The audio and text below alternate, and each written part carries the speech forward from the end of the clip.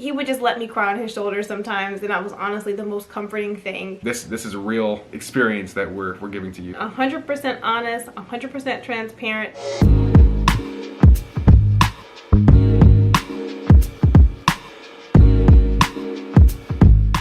Hey everyone, welcome back to our channel. I'm Mark. And I'm Quiana, and in today's video, we're going to be talking about what we've learned in our first 3 months of marriage. But before we get into the video, we want to make sure you subscribe to the channel and click the notification bell to stay current with our videos. Yes.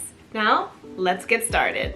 So, for one, everybody is different, but for me, the first few months of marriage have been a lot of adjusting and a lot of change, and some people don't do well with change, and I'm one of those people. I was living at home with my parents all of my life, and I don't know if I mentioned this before, I probably did, but I never went away to school, never lived anywhere else, and we never lived together, so that was a whole adjustment in itself. I'll just be honest, I had a lot of anxiety, and a lot of people expect, you know, newlyweds to just be all over each other and like just in this wedding bliss.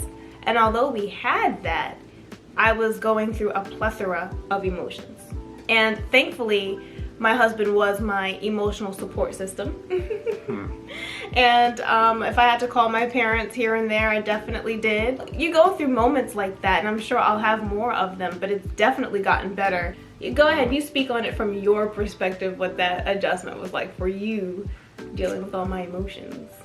Well, let me just say this first. I can totally understand people's life situations. For example, my wife's situation was coming from a family home, in terms of a home, and having the support of multiple members in the household and certain responsibilities that may not have been on her plate, and then turning into a wife in a brand new home that she's never lived into, a brand new environment that she's not used to, and being away from all the family members who she's seen on a daily basis. So there's a lot, and it's a big change overnight.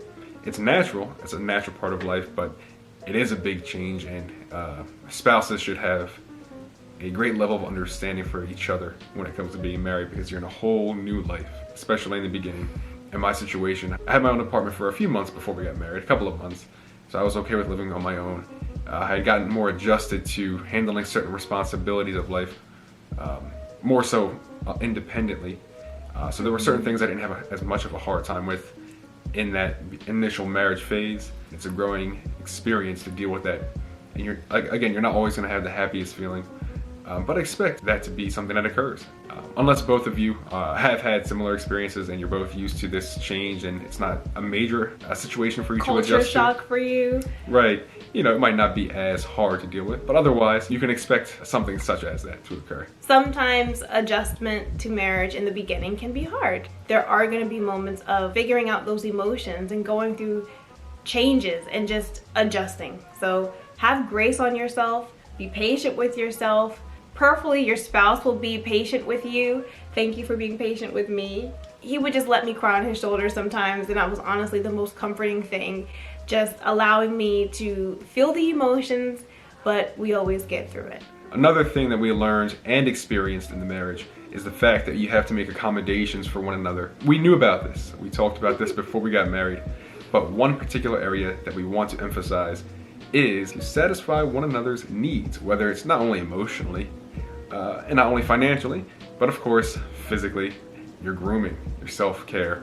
Self-care. You know, yes. It's a big deal. It's a huge part of the relationship, and you want to stay attractive for one another, physically. Right. Don't get too comfortable in your marriage, because when you realize that, okay, we're in this for the long haul, God willing, you wake up next to each other every morning, you get used to seeing each other, you still love each other even with the little, whatever you want to call it, morning crust in your eye. You still want to make sure that you're putting that effort in. You know, you want your spouse to still look at you with those googly eyes, and you want to make sure that you can look at your spouse with those googly eyes too. Keeping up your appearance is very important. Yes, you know, specifically, if you were single, you might get used to certain ways of taking care of yourself.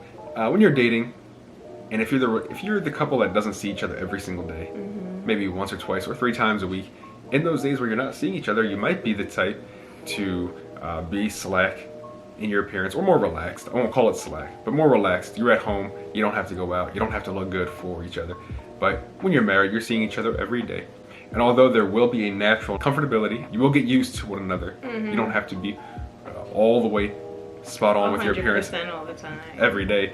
You do have to make the effort to still be attractive towards the other person. It's important. And even the days where you feel like, hey, I don't feel like doing this, you have to do it with selfless love, because you're married and you meet each other's needs that way. So if you don't feel like it, you still have a heart for your spouse, and realize what you would want. That's true. Love your neighbor as yourself. Let's talk about gender roles for a second, because a lot of times we think that the woman has to cook, do laundry, clean the kitchen, clean the house, etc. And the husband works and goes to sleep. No, I'm kidding. But a lot of times we get confused with gender roles, like who's supposed to do this, who's supposed to do that. Well, you learn in your marriage your strengths and weaknesses, and this is something that we learned in our premarital counseling, is that you're going to determine your roles in your marriage. We'll just share in ours personally. I mean, I think I do pretty well on breakfast. What do you say, love? Yes, so you do a great job with breakfast foods, and she really hooks up breakfast. Thank you. But the truth is, he hooks up dinner very well, and he's enthused about cooking dinner. Go ahead and tell them. Well, I'm honored that you think so. So, yes, I cook dinner more often. He works his way around the kitchen very well. Oh, I try to. But, that's one big example. Another example of gender responsibilities would be taking out the trash. Right. It's not a man or a woman's job per se. We've both done it. Yeah, we've both done it. But in your relationship, you both can agree to whoever does this or that. Of course, depending on time that you both have, responsibilities that you already have, and your work schedules. So don't be too stuck on, like Quiana said, the woman has to cook and clean. Help each other out as much as you can. Yep. Yeah. Pick up where the other falls short and just do what you can do. And sure, there might be some specific things that are like, okay, maybe, I have to tend to this or tend to that, depending on a strength and weakness.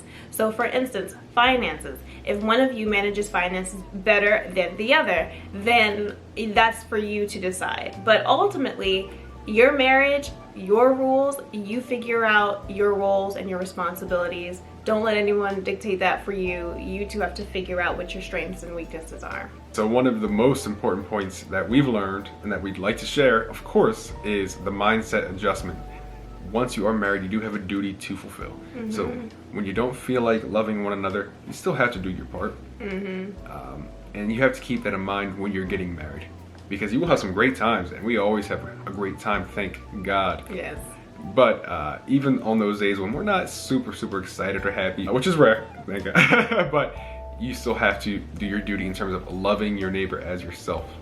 And of course, from our Christian faith, that is something we really emphasize. You have to really get past how you feel and do what you're supposed to do. And that is what will get you to have a successful marriage. And even more specifically, loving your neighbor as yourself, learn what each other likes, and do your best to meet those needs, even when you don't feel like it. Do that, and that's how you get the happiness and joy that you're looking for in your relationship. And bearing each other's burdens. Yes, please, support one another. Be patient when the other is, I don't want to say weak as in like in a belittling way, but if there is an area in which your significant other falls short in, and you might not in that area, there's a way to bear that person's burdens without making them feel less than or small. You have to be their support system. It's not easy to bear each other's burdens because we're our own separate people with two personalities, two minds, and all of that. But that's the growth that is required when you get married. We're not saying that we know it all in 3 months, because we're still learning so much, and this is going to continue to grow us. Something that we have stressed before getting married as well as being married is just seeking God individually and together. That is the biggest part of the marriage. God created marriage to begin with, so he has certain rules in place for it and a certain design for it. You have to make sure that you both are taking the time to seek God, meaning learning who he is and obey him for yourself.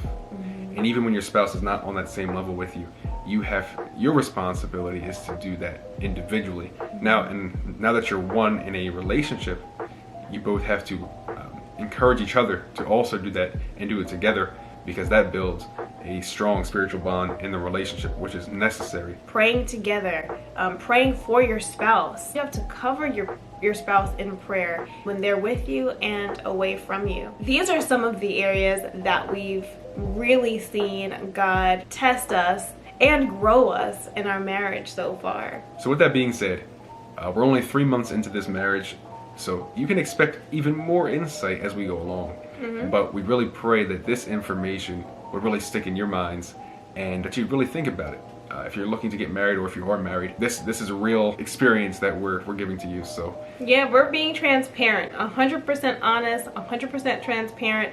We love being married. You already know that there's love and harmony and romance in marriage, but this is the not so glamorous part, because it's there too. It's just as there as the glamorous part is. So keep that in mind. And you might think, okay, if I want to get married, what if I don't want to deal with some of these things? Well, the ultimate point to also take home is, of course, realizing who God is and realizing what this marriage is in God's eyes. There's a bigger purpose in your marriage. Now, he blesses you to have a happy marriage. He can do that. That's great. But just don't forget your duty and keep a clear level of thinking in your relationship, and realize that ultimately, if you don't do your part, well, then you only have yourself to blame in your marriage. That pretty much wraps it up for today's video. We really hope and pray that this video is helpful to you. If you enjoyed the video, don't forget to leave a comment below. Share your experience in marriage, 3 months in, 20 years in, or even if you're preparing to be married. Share with us in the comments below, and don't forget to give this video a thumbs up as well. Thank you for watching, and we'll see you next time.